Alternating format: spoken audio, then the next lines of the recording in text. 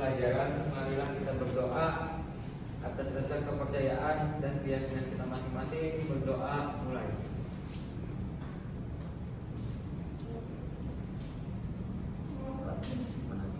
Berdoa selesai.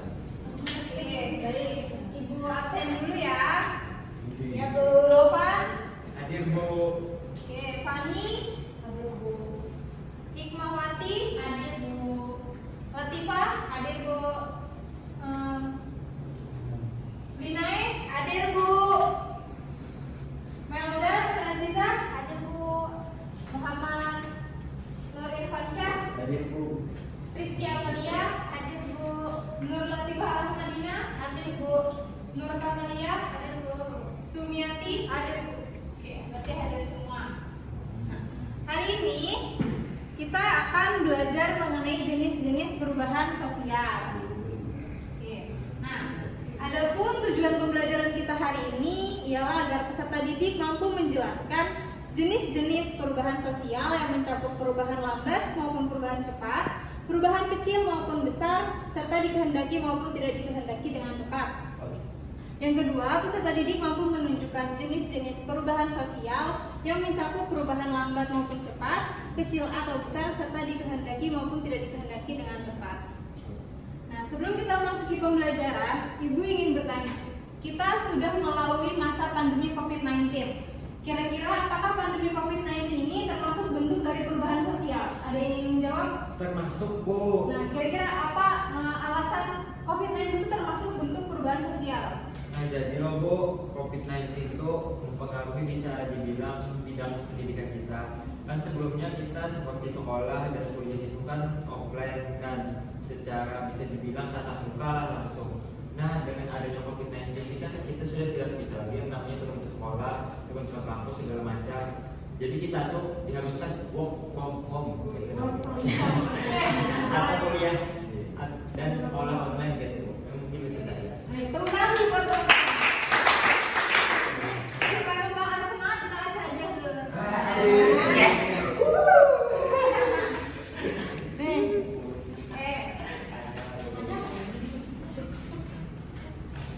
Nah, maksudnya mengenai definisi perubahan sosial. Sini ada tiga tokoh yang memaparkan mengenai definisi perubahan sosial. Yang pertama ada MacIver, yaitu perubahan sosial merupakan perubahan yang terjadi dalam hubungan sosial atau sebagai perubahan terhadap keseimbangan. Nah, bentuk keseimbangan ini contoh nyatanya dapat kita temui di mana pada zaman dulu kita tahu bahwa yang boleh menuntut ilmu ataupun bekerja itu hanya laki-laki. Nah, tapi seiring perkembangan zaman ini, perempuan juga boleh bekerja, menuntut ilmu, bahkan sampai S3 pun nggak masalah. Bisa dipahami? Bisa. Nah, yang kedua, menurut Gilin dan Gilin, perubahan sosial dianggap sebagai suatu variasi dari cara-cara hidup yang telah diterima, baik karena perubahan kondisi geografis, komposisi penduduk, kebudayaan material, ideologi, maupun karena adanya difusi atau penemuan baru dalam masyarakat. Penemuan baru seperti halnya adanya handphone. Pada zaman dulu belum ada tuh handphone, susah banget buat ngabarin keluarga yang jauh di sana. Sekarang gampang, tinggal pencet dikit dapat kabar dari sana. Apalagi yang punya pacar LDR ya kan, susah tuh kasih hubungannya dulu. Kalau sekarang bisa video call, ya kan? Nah, sleep call. Nah, yang ketiga dari Stella Sumarja, perubahan sosial. Sudah? Oke. Perubahan sosial sebagai perubahan pada lembaga-lembaga kemasyarakatan dalam suatu masyarakat yang mempengaruhi sistem sosialnya, termasuk di dalamnya ada nilai-nilai, sikap, pola perilaku di antara kelompok-kelompok dalam masyarakat. Contoh nyatanya, perubahan pada lembaga kemasyarakatan adalah dalam lembaga pendidikan. Kita tahu pada zaman dulu kita menggunakan kurikulum KTSP. Nah, sekarang kita menggunakan kurikulum 13 yang dalam itu terdapat beberapa aspek-aspek yang perlu diubah dan berbeda dari sistem KTSP. Bisa dipahami? Bisa. Nah, kira-kira dari tiga tokoh ini, kira-kira apakah ada yang bisa menyimpulkan apa itu definisi perubahan sosial secara umum? Ayo. Oh, kan dapat hadiah loh. Yuk, siapa yang mau? Yuk, siapa? Apa lagi mau jawab lagi? 4. Enggak. Atau kelas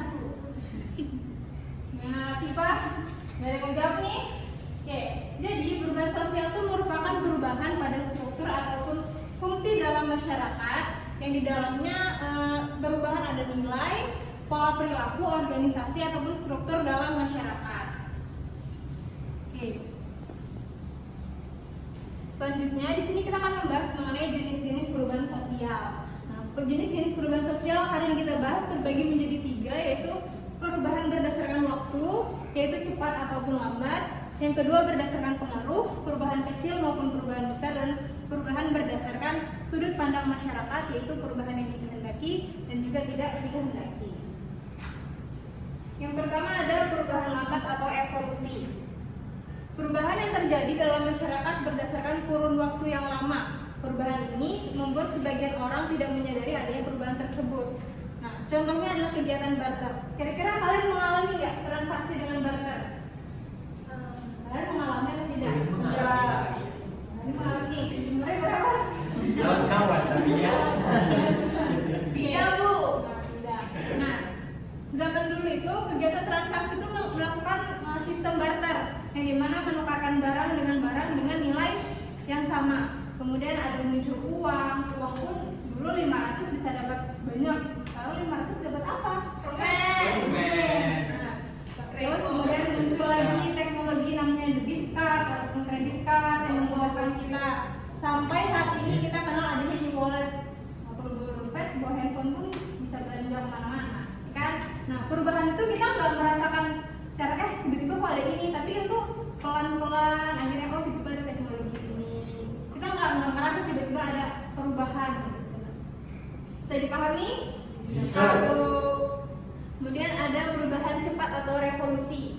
Nah, dalam Ensiklopedia Nasional Indonesia, revolusi diartikan sebagai suatu perubahan yang terjadi secara cepat atau mendadak. Perubahan tersebut dianggap revolusi karena mengubah sendi-sendi pokok dari kehidupan masyarakat seperti sistem kekeluargaan, hubungan sosial, dan lain sebagainya.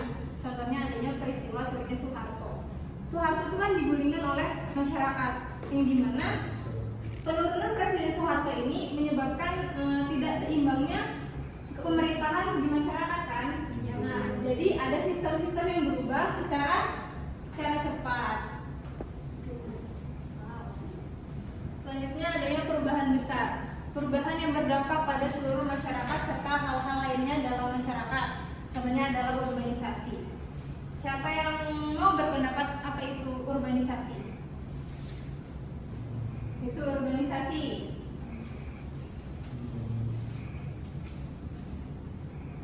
Saya Bu. Ya, Lina, persilahkan.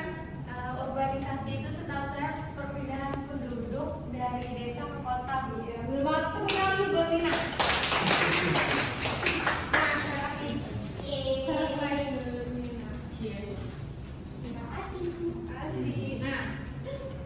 Urbanisasi ini bisa termasuk perubahan besar di masyarakat ketika masyarakat desa itu pindah ke kota dengan tujuan untuk mendapatkan pekerjaan, mengais uang sebanyak-banyaknya.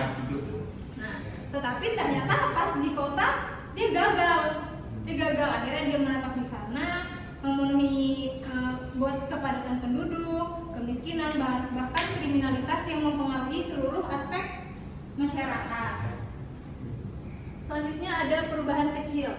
Nah, perubahan kecil merupakan perubahan yang hanya berdampak pada sebagian masyarakat saja. Contohnya adalah tren fashion. Gak semua orang memiliki cara berpakaian yang sama. Nggak pakai alamater, pakai alamater.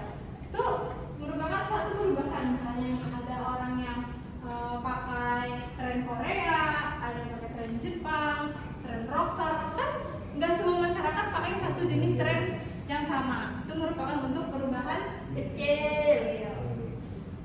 Nah, selanjutnya perubahan dikehendaki.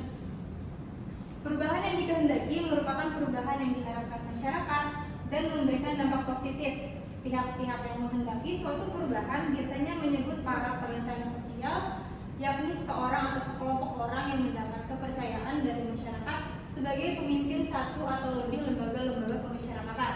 Contohnya adalah pembangunan jalan tol yang memberikan kemudahan dalam menempuh jarak. Nah, itu pasti dipimpin oleh satu ataupun kelompok lembaga pemasyarakatan. Dan itu pasti dikehendaki, di mana direncanakan pembuatan yang mungkin bikin tol. Ayo kita bikin tol pun rencana kan. Nah tiba-tiba bikin tol sendirian kan nggak mungkin. Kemudian ada perubahan tidak dikehendaki, di mana perubahan tidak diharapkan oleh masyarakat. Perubahan ini biasanya terjadi karena di luar jangkauan masyarakat, sehingga menimbulkan dampak sosial yang tidak diinginkan. Contohnya adalah bencana alam seperti tsunami yang bisa menimbulkan kemiskinan, kerusakan, korban jiwa, ataupun penyakit menular. Kira-kira bisa dipahami? Satu.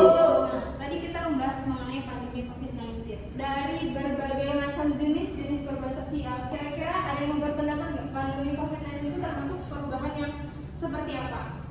Perubahan yang tidak dikehendaki. Betul. Siapa yang tahu bisa ada pandemi COVID-19 kan?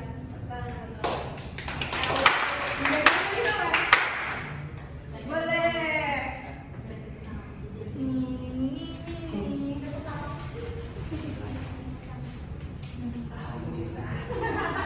Nanti Bu. Ya.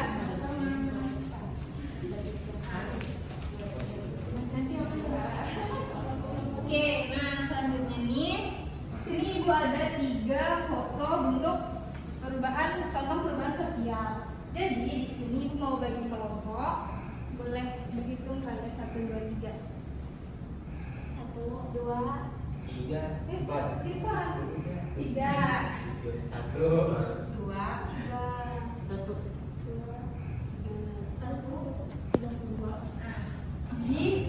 Di sini kelompok 2. Sini kelompok 2. Sini kelompok 3. Sebenarnya kita pindah dulu. Pindah dari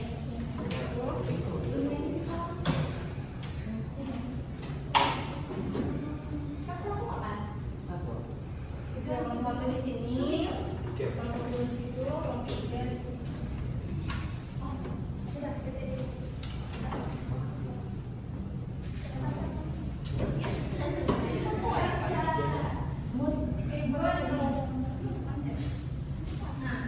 Jadi di sini ada 3 foto contoh perubahan sosial.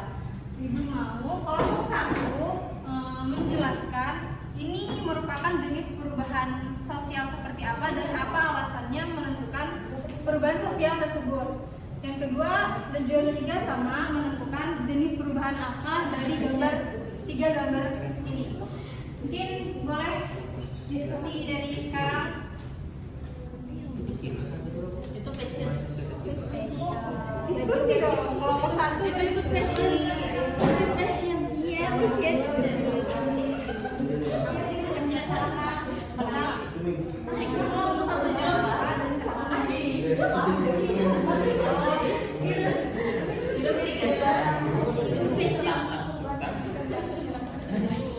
Anu itu kenapa dikategorikan passion Pak?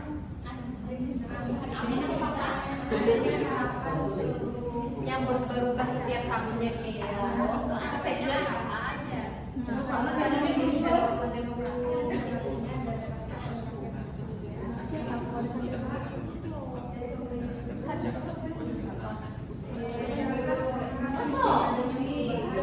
Ini kan belajar globalisasi. Langsung ya. First basic Dirimu tuh pas fresh masuk besar kan? Pas fashion perubahan besar dalam dunia profesional aja.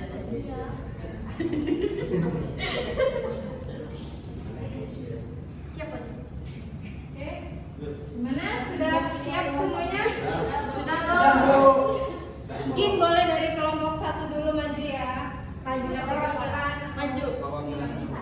Nanti dapat makan semuanya Bu. Dapat satu aja yang jawab. Kan ini berkelompok. Cukup aja Bu. Enggak lah. Jadi yang pertama tuh bisa dilihat sendiri, ini nih gambar trend fashion yang mana termasuk sebagai perubahan sosial kecil. Dikategorikan sebagai perubahan sosial kecil karena trend fashion ini anggapannya tuh kayak dampaknya tuh kecil, kayak apa tuh, hanya mempengaruhi beberapa kelompok saja kayak gitu. Nah, kayak anggaplah kelompok di kelas ini dengan yang di tempat lain kayak itu kan beda-beda loh trend fashionnya. Ya mungkin itu saja Bu, yang bisa saya jelaskan. Tepuk tangan.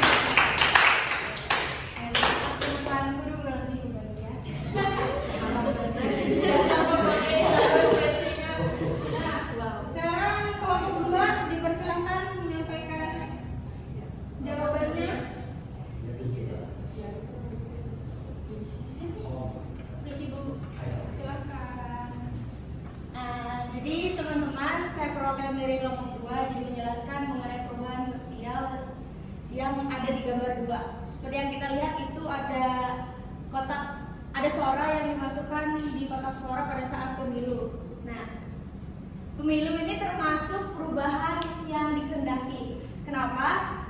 Karena melalui pemilu, karena asas dari Indonesia itu demokratis ya, dari rakyat oleh rakyat dan untuk rakyat. Maka dari itu melalui pemilu, harapan masyarakat Indonesia itu dengan terpilihnya pemimpin dari Indonesia itu sendiri membawa perubahan-perubahan yang baik seperti itu loh. Mungkin itu saja.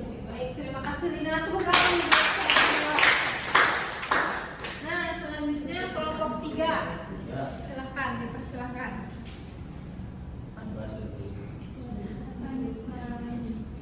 Baik, mungkin saya akan menjelaskan untuk nomor 3 ini. Pertama kita bisa melihat adanya rentang waktu yang cukup lama, yang dimana 22 tahun ini sampai ratusan tahun, bahkan ada yang 7 tahun, mulai mempercepat ya. Ini termasuk yang namanya evolusi, perubahan evolusi atau perubahan lambat, dan juga bisa dimasukkan ke dalam perubahan sosial yang dikehendaki, yang dimana ini adalah pemikiran manusia yang ingin maju. Nggak mungkin manusia stuck di sini saja, karena selalu ada perkembangan di dalam pemikirannya. Dan ketiga, ada perubahan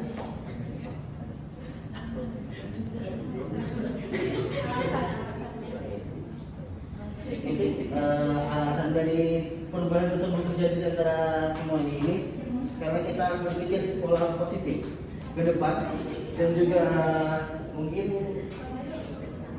bisa saja ini kita bisa hidup di Mars ya.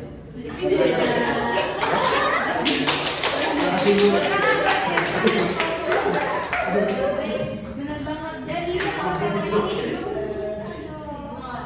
oke, yang pertama ini merupakan perubahan tren fashion. Benar, merupakan perubahan kecil karena hanya sebagian kelompok saja yang mengalami perubahan tersebut. Dan yang kedua, pemilu. Dengan kita memilih pemimpin pasti ada perubahan di dalamnya, dan itu merupakan perubahan yang dikehendaki. Dan yang ketiga adalah perubahan evolusi atau perubahan lama, karena zaman dahulu menggunakan kuda, kan nanti sakit kemana-mana. Iya. Oke, jadi terima kasih sudah melakukan diskusi. Sebelum kita mengakhiri pembelajaran hari ini, Ibu akan memberikan tugas literasi, yaitu membaca mengenai dampak perubahan sosial. Bisa dipahami? Bisa dipahami. Oke, kira-kira sebelumnya apakah ada yang ingin bertanya? Cukup jelas. Oke, nah, baik, kira-kira apakah ada yang ingin menyimpulkan pembelajaran kita hari ini?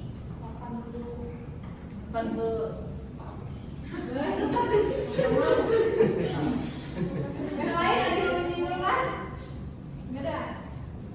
Oke, jadi perubahan sosial merupakan perubahan dalam masyarakat yang mencakup nilai-nilai, pola perilaku ataupun organisasi dalam masyarakat. Perubahan sosial sendiri terbagi menjadi beberapa jenis, yaitu ada perubahan cepat, perubahan lambat, perubahan besar, perubahan kecil, perubahan yang dikehendaki dan juga tidak dikehendaki. Bisa dipahami semuanya? Bisa. Baik, nah sebelum kita menutup pelajaran hari ini, adanya kita berdoa dulu. Mungkin boleh Irfan pimpin doa. sebelum kita menutup pembelajaran hari ini, mari kita